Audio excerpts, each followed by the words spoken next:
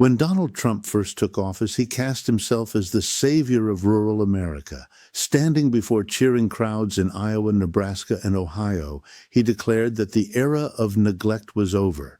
No more farmers left behind, no more small towns forgotten. He promised to shield them from global competition, to fight for better trade deals, and to ensure that America's farmers would win so much they'd be tired of winning. For many, the message was intoxicating. After years of stagnant prices and uncertainty, here was a president who spoke directly to them in their language about their work and their pride. Trump painted himself as the deal-maker who could finally wrestle fair terms out of countries like China, Mexico, and Canada.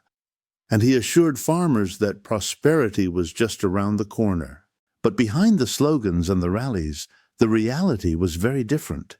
Trump didn't build stable markets. He built a battlefield. His trade war with China slapped tariffs on American agricultural exports, sparking retaliation that cut U.S. farmers off from their single largest foreign buyer almost overnight.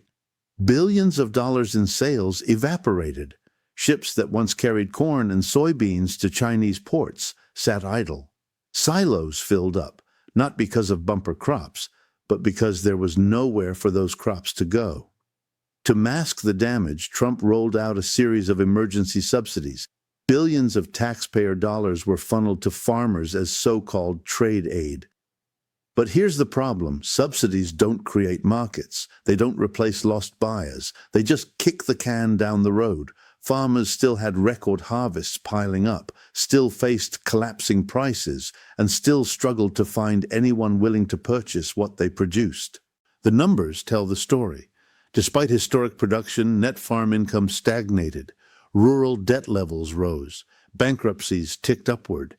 And the very families who had rallied to Trump's side were left asking a painful question. Was the man who promised to save us actually the one who doomed us? The emotional weight of that betrayal cannot be overstated. For generations, farmers were told that their labor fed the world, that the breadbasket of America was not just an economic engine, but a symbol of national strength. Yet under Trump, that breadbasket has become a dumping ground of unsold crops, rotting in storage or sold at fire sale prices. This is the paradox at the heart of Trump's promise. He claimed to defend farmers from global pressure, but his policies left them more vulnerable than ever. He claimed to be the master negotiator, but his deals drove America's largest buyers into the arms of competitors. And he claimed to be the champion of rural America, but he turned their prosperity into dependence on government bailouts. Trump didn't save American farming, he broke it. And to see just how deep this crisis runs, we need to understand the mechanics of the collapse, the corn glut itself, because what looks like abundance on the surface hides a devastating economic trap underneath. On paper, America's corn story should be one of triumph.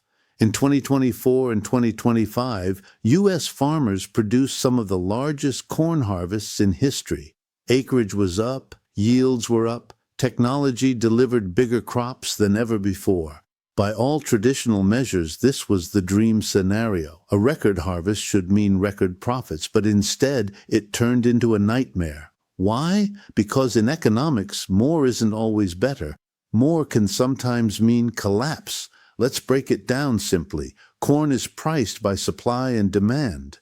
When supply surges but demand doesn't keep pace, prices crash. That's exactly what happened. America grew too much, too fast, with no stable buyers waiting on the other end. Farmers were left with mountains of unsold grain, and every additional bushel just pushed the price lower. Think about the scale. Across the Midwest, silos filled to bursting. Temporary grain piles were built just to hold the excess. Some corn was literally left in open-air storage, covered by tarps, waiting for buyers who never came. The visuals are striking. Seas of yellow kernels stretching across acres, not as a sign of wealth, but as symbols of waste. And while supply ballooned, demand slipped away. Global buyers who once depended heavily on U.S. corn began diversifying. China, once America's most reliable market, started importing more from Brazil and Argentina. In fact, Brazil recently overtook the US as the world's top corn exporter, a historic shift that would have been unthinkable a decade ago. Why does this matter? Because it means US farmers aren't just competing with themselves anymore. They're competing with cheaper suppliers who aren't tangled in Trump's trade wars, and global buyers prefer stability. When they see tariffs, retaliation, and political volatility in Washington, they look elsewhere. And elsewhere is exactly where they found Brazil and Argentina eager to grab market share. The result is brutal. The more corn America produces, the more it loses. Prices have plunged to levels where even bumper harvests can't cover costs. Farmers sell at a loss, pile up debt, or simply leave crops unsold. What should have been an economic engine has become a trap. Here's the cruel irony. Farmers worked harder, planted more, harvested more. Exactly what Trump told them to do. He promised subsidies would shield them from trade wars, that bigger crops would mean bigger checks. But the reality is the opposite. Bigger crops just meant bigger losses. And the subsidies, while massive, only covered a fraction of the shortfall. To put it bluntly, farmers were tricked into overproducing. Trump's policies created the illusion of security. Plant more, and Washington will protect you. Instead, they walked straight into the oversupply trap. And it's not just economics, it's emotional. Talk to farmers in Iowa, Illinois, or Nebraska, and you hear the same frustration.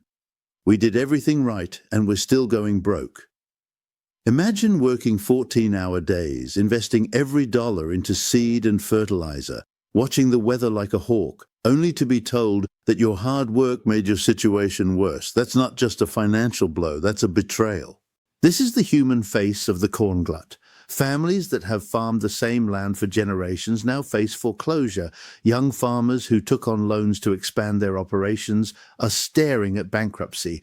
Rural communities that depend on farm income are hollowing out as money dries up. And all of this comes during what should have been a golden season. So when we talk about America's corn glut, let's be clear.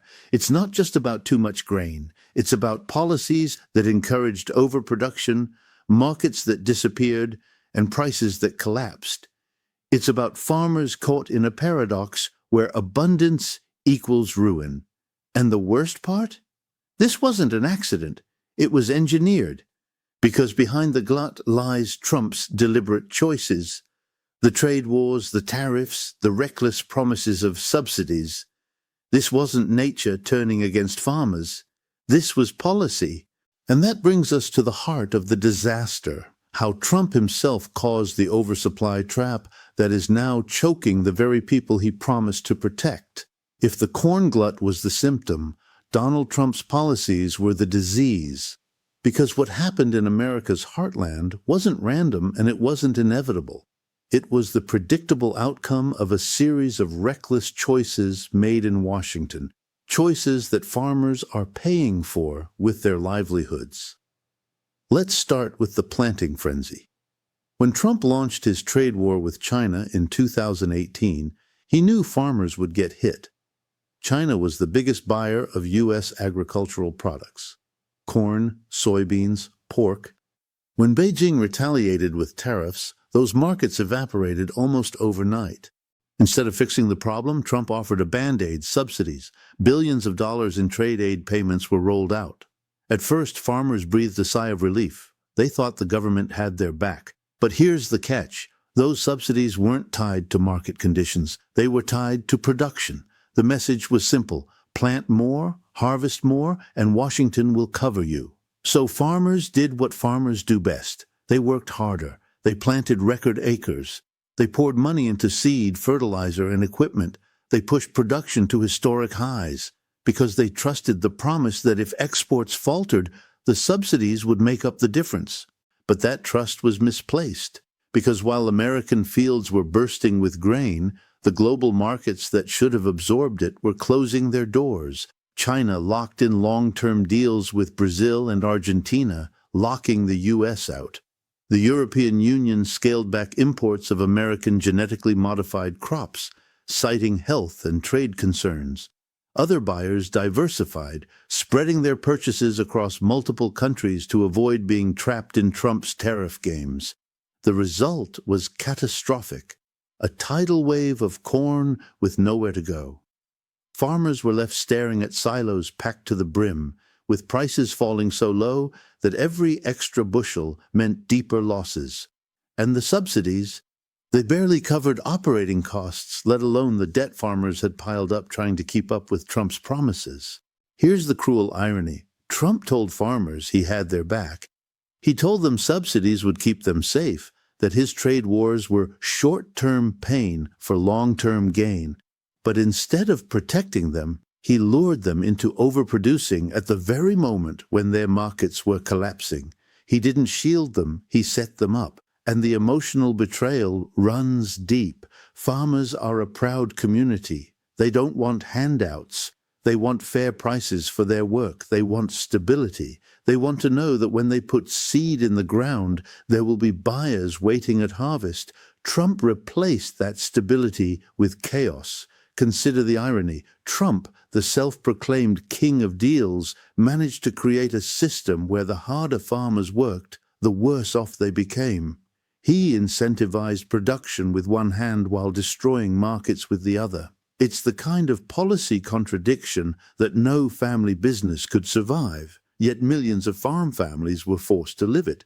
And the trap doesn't end with one harvest. Once land is planted and debt is taken on, farmers can't simply stop. They're locked into cycles of production that stretch years into the future, which means the oversupply Trump engineered will haunt them long after he's gone. This is why farmers are angry, not just because they lost money, but because they were lied to. They were told to trust a system that was rigged against them from the start. And now the consequences are playing out not just in their fields, but in global markets. Because while American farmers drown in unsold grain, the rest of the world isn't waiting around. Global buyers are moving on, locking in new suppliers and leaving the U.S. behind. For decades, U.S. corn ruled the global market. Ships leaving Gulf Coast ports fed Asia, Europe, and beyond. American farmers believed, with good reason, that no matter how much they produced, the world would always line up to buy. But that era is ending. Brazil and Argentina, once seen as secondary players, have now stepped into the spotlight. Brazil, in particular, has exploded as a corn powerhouse. With vast farmland, low costs, and growing infrastructure, it has overtaken the United States as the world's largest corn exporter. China, once America's biggest buyer, now signs long-term contracts with Brazil, guaranteeing decades of trade that bypass U.S. ports entirely.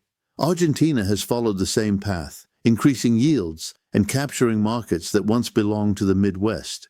Together, South America has turned what used to be America's strongest export into just another commodity that buyers can source elsewhere. Europe, too, has quietly pulled back. EU regulators, skeptical of U.S. genetically modified crops, have shifted to alternative suppliers. Even when prices are lower, buyers prefer stability, and stability no longer comes from Washington. The message is clear. The world doesn't need U.S. corn the way it once did. For the first time in modern history, global markets are learning to live without the American breadbasket. And this shift cuts deeper than economics. It strikes at America's identity. For generations, agriculture wasn't just about exports. It was about dominance. The U.S. could feed allies, punish rivals, and shape global politics with food. That leverage is slipping away, one contract at a time. The underdog story here is unmistakable. Brazil and Argentina, once dwarfed by American exports, are now the giants. China, once dependent on U.S. supply, is charting its own path. And the United States, once the indispensable breadbasket, is being left behind. And if the global picture looks bleak, the reality at home is even worse. Because when foreign markets vanish, the pain doesn't just stay on spreadsheets in Washington. It hits farm towns, rural banks, and family dinner tables. If foreign markets abandoning U.S. corn was the first blow, the second landed right at home, and it hit rural America hardest. Across the Midwest, farm bankruptcies are climbing. Families that survived droughts, floods, and recessions are now folding under the weight of debt. Silos packed with unsold grain aren't just symbols of waste. They're proof of promises broken. Banks are tightening credit, rural debt is surging, and younger farmers, the ones who borrowed heavily to expand, are in the most danger of losing everything. And what about the safety net Trump bragged about? The subsidies? They're nothing more than a bandage on a bullet wound. Payments cover a fraction of the losses, and they come with delays, bureaucracy, and uncertainty. Farmers can't plan their futures around political handouts. They need buyers, they need stable prices, and Trump's policies delivered neither. Here's the punchline. Taxpayers are paying for this collapse twice. First, they pay billions in subsidies to bail out farmers. Then they pay again when rural communities crumble, in lost jobs, shrinking schools, and collapsing local economies. What should have been prosperity is now a cycle of dependence, funded by every American household. For many farmers, the betrayal cuts deeper than dollars. They supported Trump, they voted for him, they trusted his words, and now they're left with record harvests that bring record losses. The loyalty they showed him has been repaid with ruin. But here's the thing, this isn't just about corn or even farming, because when corn collapses, the shockwaves ripple across the entire economy, from energy to food to exports. Corn isn't just another crop, it's everywhere. It's energy, it's food, it's exports, which is why this crisis isn't limited to farmers. It threatens the entire American economy. Start with ethanol. Nearly 40% of U.S. corn is used to produce biofuels. When prices collapse, the ethanol industry shakes. Refineries close, workers lose jobs, and fuel markets face volatility. That ripples all the way to the gas pump, where Americans pay the price for instability created by bad policy. Then there's animal feed. Corn is the foundation of America's meat and dairy industries. From chicken to beef to milk, every step of the supply chain depends on cheap, steady corn. When markets collapse, farmers feeding livestock face chaos. Too much supply one month, not enough the next. Prices swing wildly, and consumers see it on supermarket shelves. And don't forget exports. Corn is one of the U.S.'s flagship agricultural exports. When foreign buyers turn away, it's not just farmers who suffer, it's shipping companies, railroads, port workers, and the thousands of jobs tied to moving grain across the world. A single weak harvest doesn't collapse those systems, but a structural loss of markets that threatens the entire chain. This is why economists warn that the corn crisis is about far more than agriculture. It's about energy policy, food security, and America's global role.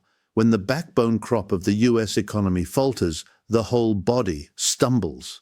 And here's the narrative Trump doesn't want you to hear. The damage spreads far beyond the farms he promised to protect. It spreads to drivers, shoppers, workers, and taxpayers. It spreads to industries that never thought they'd be caught in a trade war crossfire. The truth is, when America's corn collapses, the whole economy shakes. And while America reels from these ripple effects, the rest of the world is moving on. Global markets aren't waiting for Washington to get its act together. They're building new alliances, strengthening new suppliers, and leaving the U.S. behind. For decades, U.S. agriculture was the gold standard. Buyers across the globe depended on American corn, soy, and wheat as if they were untouchable. Trade deals were written on the assumption that the Midwest would always feed the world. But that assumption is collapsing. Countries everywhere are learning the lesson of Trump's trade wars. Don't put all your eggs in one American basket. The result? A worldwide shift away from U.S. crops. Take the BRICS bloc. China, Russia, Brazil, India, and South Africa are pouring investment into South American agriculture. Brazil's corn boom is no accident. It's backed by billions in Chinese capital, new railroads, and expanded port capacity. Argentina, too, is strengthening its role, using foreign investment to modernize production. These moves aren't temporary fixes. They're building long-term resilience so global buyers never again have to depend on the U.S. Closer to home, Canada and Mexico are stepping in. Canada is ramping up specialty crops and investing in processing facilities, positioning itself as a stable, reliable alternative. Mexico, already a corn powerhouse in its own right, is capitalizing on U.S. weakness by expanding domestic production and forging new trade links. Even Europe, long cautious about relying too heavily on U.S. genetically modified crops, has found opportunities to diversify imports. When Washington's policies create chaos, Brussels sees an opening to strengthen ties elsewhere. The global message is unmistakable. For decades, U.S. agriculture was untouchable. Now it's being replaced. And that should terrify Washington, because once markets move on, they rarely come back. Long-term contracts, infrastructure investments, and supply chain shifts aren't reversed overnight. Every deal signed with Brazil or Argentina is one less deal for U.S. farmers. Every new rail line in South America is a permanent route that bypasses American ports. This is the true cost of Trump's policies. He didn't just cause short-term pain, he accelerated a structural shift that could permanently erode America's dominance in global food markets. And if the global abandonment wasn't bad enough, the personal betrayal is worse, because the farmers who put their trust in Trump, who believed his promises, are now left in ruins, realizing too late that the man they saw as their champion turned out to be their undoing. Donald Trump never shied away from boasting. "Only I can fix it," he told farmers in 2016 and again in 2020. He promised that his tariffs and trade wars were tactical genius, that subsidies would keep everyone whole, and that rural America would be richer than ever under his watch. But step into farm country today, and the picture couldn't be further from those promises. Instead of prosperity, we see silos overflowing with unsold grain. Instead of security, we see families drowning in debt. Instead of stability, we see farmers forced to survive on government handouts that barely scratch the surface of their losses. And the cruelest part? Farmers trusted him. They believed him. They put their votes, their livelihoods, their future in his hands. That loyalty has now turned to ashes. Because here's the villainy at the heart of the story. Trump didn't just fail to protect farmers, he used them. He turned America's breadbasket into a bargaining chip in his trade wars. He treated the livelihoods of millions as pawns in a game he thought he could win against China. And when the dust settled, it wasn't China that bent the knee. It was America's farmers who broke.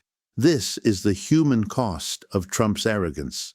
Generations of trust, sacrifice, and hard work were gambled away for political theater. And when farmers cried out for help, all they received were empty slogans and inadequate subsidies. Make no mistake, this wasn't an accident. This was short-term politics overriding long-term stability. Trump wanted headlines. He wanted the image of toughness. He wanted to sell rallies on the idea that he was fighting for America. But behind the curtain, he was dismantling the very foundation of U.S. agriculture. The emotional betrayal runs deep. Many of these farmers weren't just voters, they were true believers. They stood with him through scandals, through chaos, through criticism, and in return, he delivered record losses in the very industry he swore to defend. And that's why this isn't just about failed policy. It's about betrayal at the deepest level. Trump's trade wars didn't expose China, they exposed him. The self-proclaimed master of deals ended up destroying America's most loyal base. And the backfire of that betrayal? That's the next part of the story. Donald Trump wanted leverage. He wanted to walk into negotiations with China, slam his fist on the table, and prove that America held all the cards. Tariffs were supposed to force Beijing to yield. Subsidies were supposed to keep U.S. farmers afloat until the great deal arrived, but that deal never came. Instead, China walked away. It locked in long-term corn and soybean contracts with Brazil and Argentina. It invested in new infrastructure to make sure it would never again be at the mercy of U.S. trade wars. In other words, Trump's pressure didn't weaken Beijing. It motivated Beijing to eliminate its dependence on American agriculture altogether. And while China diversified, other countries followed. The European Union reduced imports of U.S. GM crops. Africa and the Middle East increased ties with South America. Even Canada and Mexico positioned themselves to capture market share once dominated by the U.S. Trump promised farmers prosperity. What he delivered was record losses. He promised America strength. What he exposed was weakness. He promised that America would win so much you'll be tired of winning. Instead, rural America is exhausted from losing. And here's the cruel irony. Trump claimed to be the king of the deal. But in the most important deal of all, America's role as the breadbasket of the world, he lost. Not just temporarily, perhaps permanently. Because this backfire isn't about one harvest. It's structural. Markets have moved on. Infrastructure is being built. Contracts are being signed. Once those systems are in place, there's no easy way back. America's dominance in agriculture is no longer guaranteed. That's why farmers feel abandoned. They didn't just lose money. They lost the future they were promised. And the man they trusted, the man who told them he would fight for them, was the one who lit the match. And if corn, the crown jewel of American agriculture, can collapse this way, what does it say about U.S. power more broadly? That's the bigger picture we need to confront. Corn may look like a farming story, but it's really a window into something much larger, the slow erosion of U.S. power. For more than half a century, America's strength rested on two pillars: military might and economic dominance. Agriculture was central to that dominance. The U.S. wasn't just the world's biggest food producer, it was the guarantor of global food security. Allies relied on U.S. exports. Rivals grudgingly bought from the Midwest. Food wasn't just business, it was leverage. But now, that leverage is slipping, and the corn collapse makes the weakness visible. Think about it. If the United States can't even sell its harvest, how can it claim to lead the world economy? If farmers in Iowa and Illinois can't find buyers, what does that say about the supposed stability of American markets? If China, Europe, and emerging economies can feed themselves without American crops, what else might they decide they don't need from the U.S.? This is what makes the corn story so symbolic. It's not just about farmers, it's about the perception of American reliability. For decades, the world believed the U.S. was indispensable, but Trump's trade wars, his arrogance, and his betrayal of allies have proven otherwise. Countries are building systems that work without Washington, and each time they succeed, America's grip on global leadership loosens. Rivals like China and Brazil see opportunity. Allies like Canada and Mexico seize market share. Even Europe, long dependent on American food, is hedging its bets. Slowly, the picture is clear. U.S. dominance is no longer assumed. And that's the big picture Trump never understood. He thought he could use tariffs and threats to force obedience. Instead, he taught the world how to live without the U.S. And once the world learns that lesson, there's no going back. Which leads us to the final reflection. Trump promised America would win again. But from corn to global markets, all the evidence shows the opposite. America is losing, one harvest at a time. America just witnessed the paradox of its own making. A record corn harvest that should have been a triumph has instead become a symbol of crisis. Instead of celebrating abundance, farmers face bankruptcy. Instead of new markets, they're staring at silos full of unsold grain. And instead of strength, America projects weakness. And behind this collapse stands Donald Trump. He promised farmers prosperity. He promised America dominance. He promised that only he could fix it. But his tariffs, his trade wars, and his reckless subsidy schemes turned record crops into record losses. The breadbasket of the world has become a dumping ground of unsold grain. Global markets have taken notice. China has walked away. Brazil and Argentina are rising. Canada and Mexico are stepping in. Europe has moved on. One by one, countries that once depended on U.S. agriculture are finding alternatives, and they may never come back. That's the deeper lesson here. This isn't just about corn, it's about trust, reliability, and leadership. For decades, the world assumed America was indispensable. Now, thanks to Trump's arrogance, the world is learning to live without it. And that shift doesn't just weaken farmers, it weakens the entire foundation of U.S. power. Trump promised America would win again, But the reality is stark. The U.S. is losing, one harvest at a time. So here's the question I leave with you. If America can't even sell its harvest, how can it claim to lead the world economy? And if you want to keep following how these shifts in power, trade, and politics are reshaping our world, make sure to subscribe and turn on notifications. Because this story, the story of America's decline and the rise of its rivals, is only just beginning.